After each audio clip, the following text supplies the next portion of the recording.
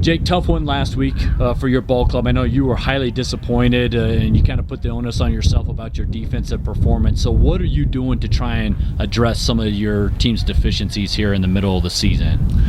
In the moment you get a little fired up, and that's okay. I think most people feel that way in time, and then you come back on it later. And there's a few positives. The fact of the matter is we're pretty thin at the linebacker department right now, and so then we're looking at what we did or didn't do. But this has been an issue for a couple weeks now, and so our big point of emphasis this week has been about cleaning up and getting back to basics. So we're back to a lot of blocking and tackling, and I think when we simplify things and keep things basic, I think we'll be able to play fast. Something that we've talked about, especially with Central. We've had a couple moments against Campbell, and something that we really just need to get back to for sure is back to the basics. So a lot of blocking and tackling this week.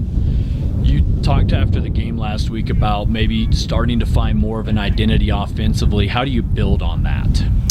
Yeah, I think we had some positives for sure. Then we go into special teams as well. I think we caught them off guard a little bit, but offensively, we're just trying to find talent on the field and get guys in the right spot.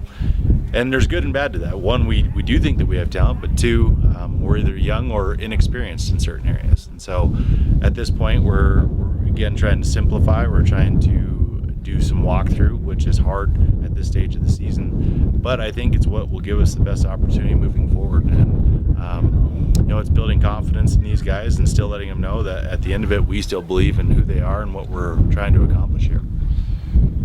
Give me a little scouting report on Cheyenne South. What do you kind of expect in Friday night, especially them coming off a situation where they didn't even play last week? Well, clearly they didn't play last week because numbers were down. To my knowledge so far this week, we have a game, which means that they're healthy enough to play.